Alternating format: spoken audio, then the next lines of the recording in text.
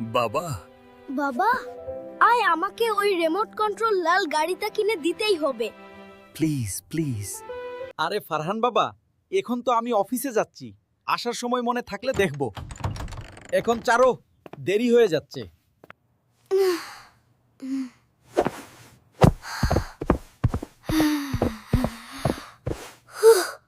কিরে দুষ্টু, মুখে মন হাড়িপানা করে বসে আছিস কেন?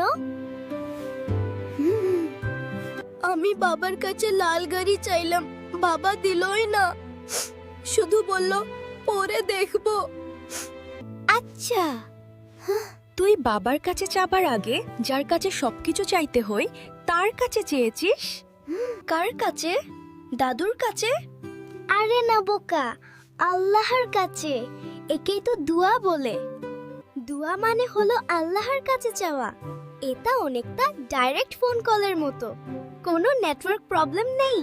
হে আল্লাহ, তুমি তো জানো বাবা সব সময় ভুলে যায়। প্লিজ বাবাকে একটু মনে করিয়ে দাও। আর হিয়া গাড়ির সাথে ব্যাটারিও যেন আনে। আমেন। এসো, ফ্রেশ হয়ে নাও। হাতেও তাকি।